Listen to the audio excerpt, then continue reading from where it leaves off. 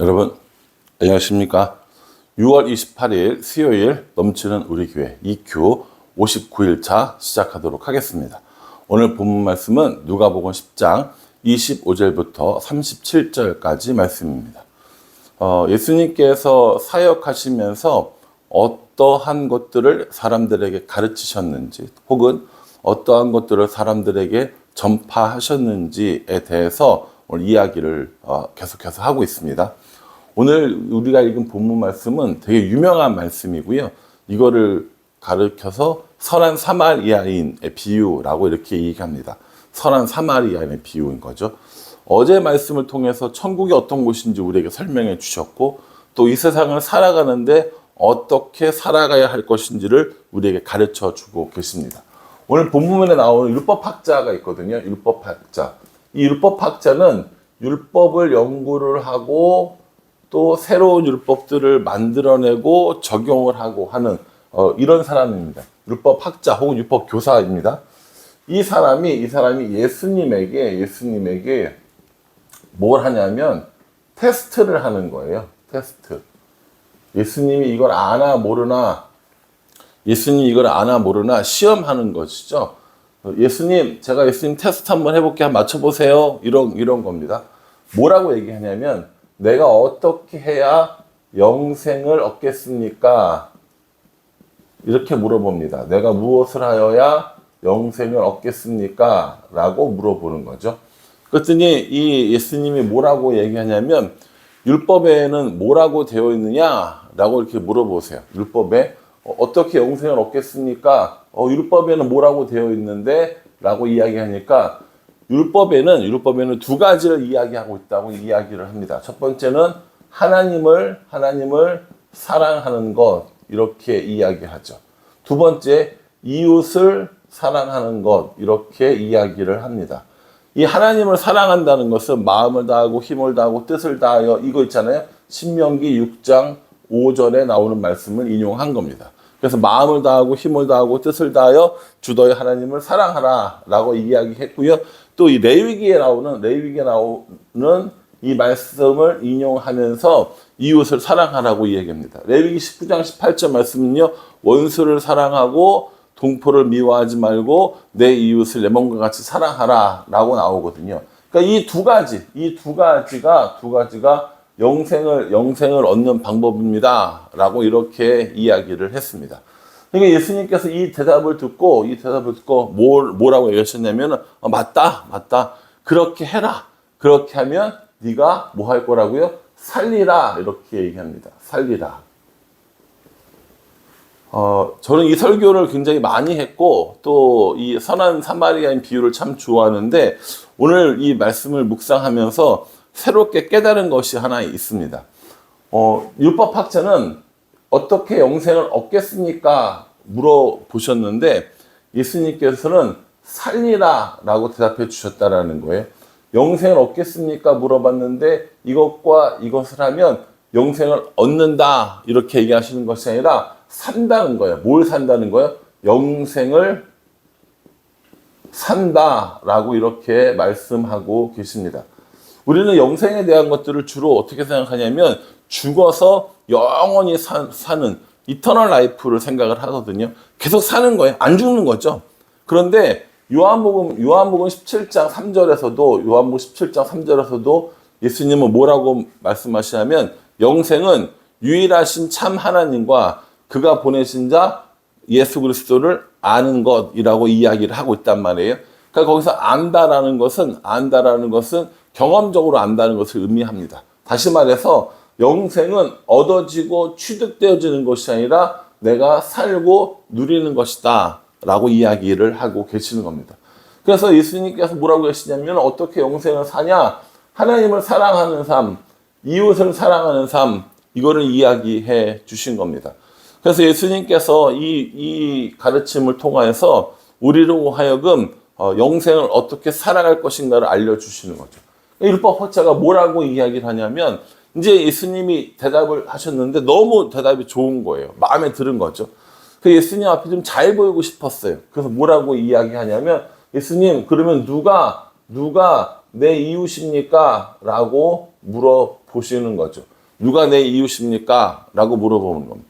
이 사람은 지금 이 이웃에 대한 개념을 어떻게 생각을 하고 있냐면 개념적으로 생각하고 있는 거죠. 유대인, 이방인, 사마리아인, 이런 거를 염두에 두고 예수님께 물어본 겁니다. 그러니 예수님께서 뭐라고 이야기하시냐면 이때 선한 사마리아인의 이야기를 해 주시는 겁니다. 선한 사마리아인의 비유는 사실은 너무나도 유명한 말씀이어서 교회를 안 다니는 사람도 선한 사마리아인 이야기는 다 거의 다 알고 있습니다. 선한 사마리아인의 이야기를 보면요, 어떤 사람이 예루살렘에서 여리고로 내려가다가 이렇게 돼 있거든요. 요거 이제 그냥 우리가 공부하면서 잠깐 보려고 그러는 거예요. 이스라엘의 지형이거든요. 이스라엘의 지형입니다. 이스라엘 지형이 어떻게 생겼냐면 여기가 이제 지중해잖아요. 그럼 이 지중해는 위에서 본 거고요.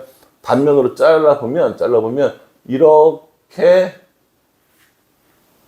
되어져 있습니다. 이렇게 되어져 있다고 봅니다. 여리고가 여기 있으면 안 되고 이렇게 하면 여기 있어야죠. 여리고. 네. 좀 더 내려가야겠어요. 좀 더 내려가는 걸로 이렇게 해서 여리고 이렇게. 이제 이게 높이를 말하는 거. 여기가 이제 해안선인 거예요. 해안선이죠. 여기가 이제 지중해 여기가 해안이면 해안을 기준으로 해서 예루살렘은 위에 있는 동네입니다. 위에 있는 산지길이라고 하는데 여기를 이쪽 다니는 길을 여기를 이제 해변길이라고 하고요. 여기 위에 산으로 다니는 길을 산지길이라고 하고요. 이 골짜기거든요. 이 골짜기 이게 트랜스요르단 거기인데 여기 이제 계곡길이라고 하고요. 여기가 이제 왕의 대로라고 불리는 곳입니다. 그래서 이제 이렇게 돼 있다라는 거죠. 그래서 이건 이제 해변길의 평평한 지역인 거고요. 산지길은 산 위를 등성이를 다니는 거고요. 계곡은 이제 뭐랄까요? 요르단 지구대라고 하는데 이제 그 지구과학적으로 보면 움푹 파인 곳이거든요. 움푹 파인 곳인데 여기 길이 있다는 거죠. 도시도 있고. 그리고 이제 여기 이제 왕의 대로라고 이제 다시 이제 주요 통상로가 되는 거죠. 그래서 주로 여기하고 여기가 교역을 위한 통상로였고요. 이 예루살렘이 있는 산지길과 계곡길은 이 이스라엘 내에서 다니는 길로 알려져 있습니다. 그러니까 예루살렘에서 여리고로 내려가다가 이렇게 된 거죠. 내려가다가 누구를 만났어요? 강도를 만났습니다. 강도를 만나서 다 뺏기고 매도 맞고 쓰러져 있는데 3명의 사람들을 만납니다. 누구를 만나냐면 제사장을 만나고요. 레위인을 만나고요. 사마리아인을 만납니다. 자, 제사장과 레위인은 누굽니까? 유대인이죠. 유대인. 아까 이 율법교사가 이야기한 이웃의 그 범주 아래 있는 사람들입니다. 사마리아인은 뭡니까? 사마리아인은 이 당시 신약 성경 시대 당시 사람 취급도 안 했던 이런 부류의 사람들이거든요. 그러니까 이 사람을 염두에 두지 않았어요. 그런데 이 비유에서 누가 강도 만난 사람의 이웃이 됩니까? 사마리아인인 거예요. 예수님 물어보시잖아요. 쭉 얘기해 주시면서 36절에 너의 생각에는 누가 강도 만난 자의 이웃이 되겠느냐라고 물어본 겁니다. 그러니까 이 이야기인 즉슨 너 지금까지 유대인들을 염두에 두고 그 사람들을 이웃이라고 생각하고 살았잖아. 그런데 네가 볼 때 여기서 지금 누가 이 강도 만난 사람의 이웃이겠어? 라고 했더니 뭐라고 얘기합니까? 자비를 베푼 사람입니다. 라고 이야기를 합니다.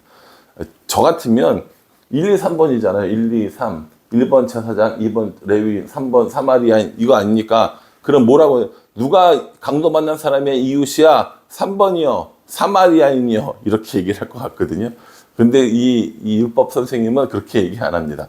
자비를 베푼 자입니다. 라고 대답을 하는 거죠. 사마리아 사람들을 부르기를 정말 싫어해서 그랬을 수도 있고, 아니면 이렇게 사마리아 사람이 자비를 베푼 걸 강조했을 수도 있다라고 저는 생각합니다. 어찌되었던 자비를 베푼 사람이라고 하는 이 대답에 예수님께서 뭐라고 이야기하시냐면은 가서 너도 이와 같이 하라라고 이렇게 말씀해 주십니다.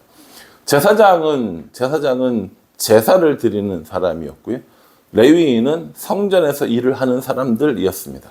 따지고 보면 어떤 사람들이 종교인들이었죠. 그런데 이 사마리아인은 어떤 사람입니까? 사람들에게 멸시받고 천대받는 그런 사람이었습니다. 인정받지도 못하는 사람이었어요.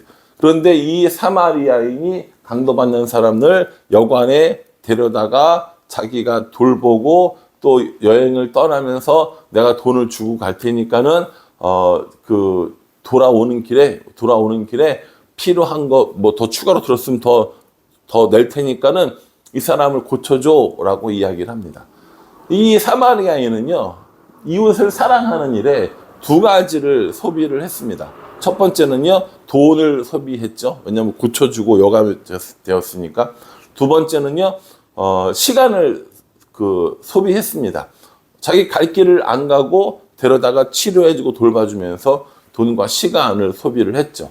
그리고 뭔가 하나를 쏟아냈어요. 뭘 쏟아냈습니까? 자비를 쏟아냈고요, 사랑을 쏟아냈고요, 마음을 쏟아냈습니다. 저는 사마리아인이 이렇게 베푼 건 단순히 어떤 뭐랄까요? 마음이 착해서라기보다 이렇게 다른 사람들을 긍휼히 여기는 마음을 가지고 있었고 또 어려운 사람을 돕고자 하는 마음을 가지고 있었고 그래서 예수님께서 이 모든 것을 합하여 자비를 베푼 사람, 사랑을 베푼 사람이라고 이야기를 해 주셨다고 생각을 합니다. 율법교사가 물어본 건 그거였다니까요. 어떻게 영생을 얻겠습니까? 율법에는 뭐라고 되어 있니? 하나님을 사랑하고 이웃을 사랑하는 겁니다. 그래, 그렇게 해. 이웃이 누군가요? 우리들 주위에 이렇게 강도 만난 사람 같은 사람들이 우리들의 이웃이야. 그들을 위해서 너의 시간과 너의 물질과 너의 마음을 사용하는 것. 이게 뭐라고요? 영생을 누리며 살아가는 거라고 말씀하고 계십니다. 사랑하는 성도 여러분, 영생을 누리며 살아가기 원하십니까? 죽지 않는 불로초요? 그런 거 없습니다. 믿는 사람들은 죽지 않나요? 다 죽습니다. 근데 왜 영생을 산다고 그러죠? 영생을 이 땅에서 하나님을 사랑하면서 이웃을 사랑하면서 그렇게 하나님을 알아가고 하나님과 동행하면서 살아가는 삶, 그것이 영생이라는 겁니다. 그런 영생을 죽어서 얻어지는 것이라고 생각하면 저는 좀 오해라고 생각합니다. 물론 우리가 죽어서 천국에 가서 하나님과 영원히 사는 것은 맞습니다. 그러나 그곳에서 사는 영원한 삶이 아니라 이 땅에서도 이미 영생을 누리는 삶을 살아갈 수 있도록 우리에게 허락하셨습니다. 어떻게요? 하나님을 사랑하고 이웃을 사랑하는 것을 통해서 말입니다. 그러니 우리가 하나님을 사랑하는 것, 마음과 힘과 뜻과 정성과 모든 것을 다해 하나님을 사랑하는 것, 그리고 이웃을 내 몸과 같이 내가 사랑하는 것, 이것이야말로 하나님이 우리에게 주신 영생을 살아가는 방법이라고 저는 생각합니다. 저도 그렇고 여러분들도 그렇고 이 말씀을 들으면 찔리는 게 있어요. 내가 그렇게 하나님을 사랑하나? 진짜 마음과 뜻과 힘을 다해 사랑하나? 라는 생각을 하게 되는 것이죠. 또 하나는 뭐가 있습니까? 내가 진짜 이웃들을 이렇게 사랑하고 있나? 내 유익, 내 만족, 나의 어떤 기쁨을 위해서 하는 건 아닌가? 라는 생각을 합니다. 우리 교회는 하나님을 사랑하는 일, 이웃을 사랑하는 일을 더 많이 하고 싶습니다. 어떻게 해야 하나님을 더 많이 사랑할까? 고민하는 교회가 되고 싶고, 어떻게 해야 더 이웃들을 사랑할까? 하는 고민을 하는 교회가 되고 싶습니다. 그래서 청소도 하고, 그래서 다른 사람 돕기도 하고, 반찬 봉사도 하고, 이렇게 하는 겁니다. 아마 점점 더 하나님을 사랑하는 일들이 많아지겠죠. 또 이웃들을 사랑하는 일들이 더 많아질 겁니다. 교회적으로도 그렇지만 우리 개인적으로도 그렇게 이웃과 또 하나님을 사랑하는 삶을 사는 것, 그것이 영생을 사는 삶이라고 성경은 말씀하고 있습니다. 그러니 저 여러분 날마다 하나님을 사랑하고 이웃을 사랑함으로 말미암아 영생을 누리며 살아가는 오늘 하루 우리들의 삶이 되시기를 주님의 이름으로 축복합니다. 기도하겠습니다. 하나님, 우리들에게 영생을 살도록 해주시니 감사합니다. 죽어서 가는 천국은 물론 이려니와 이 땅에서 하나님을 사랑하며 이웃을 사랑하며 그렇게 영생을 누리며 살아갈 수 있도록 우리 인도하여 주시옵소서. 예수님의 이름으로 기도합니다. 아멘. 예, 잘 알고 익숙한 말씀이지만 이 말씀 가운데 하나님의 큰 은혜가 있기를 간절한 마음으로 기도하겠습니다. 감사합니다.